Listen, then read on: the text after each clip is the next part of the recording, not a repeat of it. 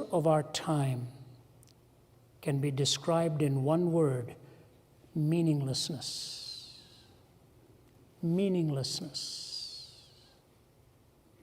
You talk to an average young person today, how many sexual trysts do they really want to find fulfillment? How much money in the bank do they really want to find fulfillment? The loneliest people in the world I have found have been the most indulgent ones who've come away totally empty. As Chesterton said, meaninglessness does not come from being weary of pain. Meaninglessness comes from being weary of pleasure. Meaninglessness does not come from being weary of pain. Meaninglessness comes from being weary of pleasure. Skeptics often tell me that it's the problem of pain that keeps them from believing in God. May I suggest to you, it's the problem of pleasure that keeps me from being totally secular.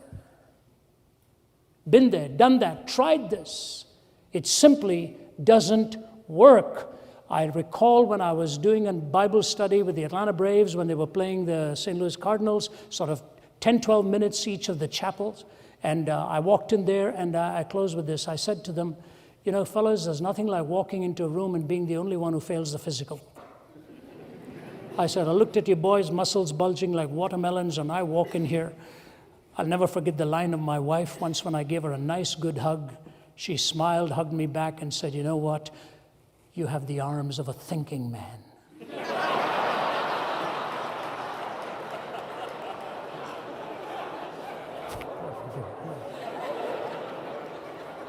I burst out laughing. And she said, I didn't mean it. I didn't mean that in a bad way. I didn't mean that. Oh, what a compliment. What a compliment. I said, I'll do my best to make these the arms of a non-thinking man. So I said, guys, I can't talk to you about baseball. You guys hit a ball long before I know it's even come.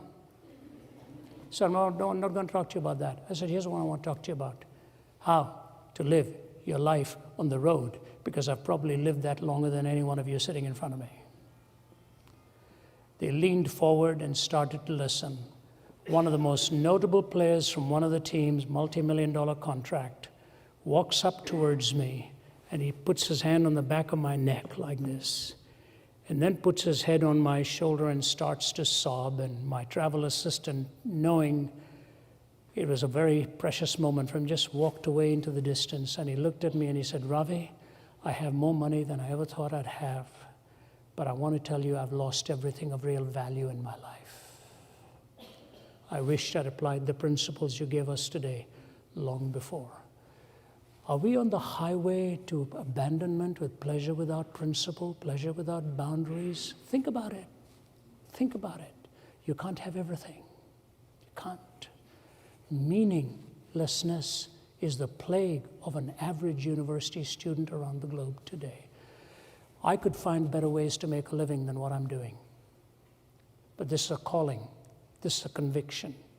And I will tell you, I have seen lives transformed who've taken that path and turned away from complete hedonistic paths to a life that builds its moral boundaries with the revelation of God Himself.